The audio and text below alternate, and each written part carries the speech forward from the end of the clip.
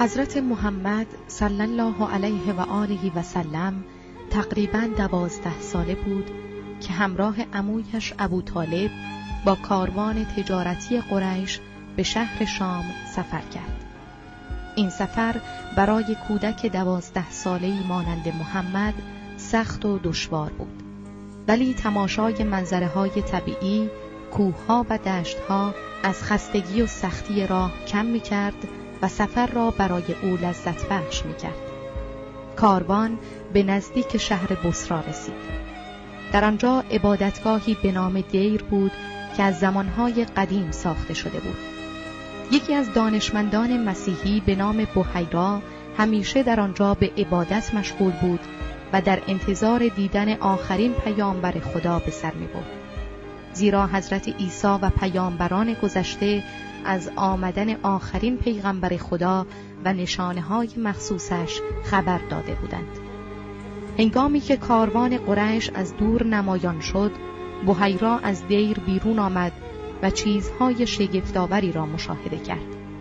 کاروان برای استراحت نزدیک دیر توقف کرد. کاروانیان آتش روشن کردند و به تهیه غذا مشغول شدند.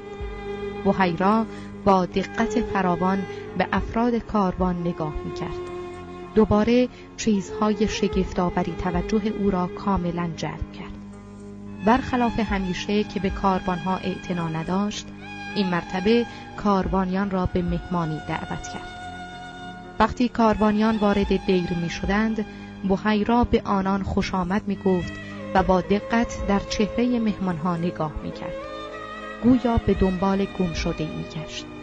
ناگهان با صدای بلند گفت: پسر جان، جلوتر بیا تا تو را بهتر ببینم. پسر خردسالی توجهش را جلب کرده بود. او را نگه داشت. خم شد. دست روی شانه‌هایش گذاشت و مدتی از نزدیک به چهره او نگاه کرد. نامش را پرسید. گفتند نام او محمد است. چند لحظه ساکت ایستاد و خیره خیره به محمد نگاه کرد. سپس با احترام در مقابل محمد نشست. دستش را گرفت و سوالاتی کرد. با عمویش ابوطالب هم صحبت کرد و از دیگران هم چیزهایی پرسید. بحیرا گمشده‌اش را پیدا کرده بود. او با خوشحالی به ابوطالب رو کرد و گفت: این کودک آینده درخشانی دارد. او به مقام بزرگی خواهد رسید.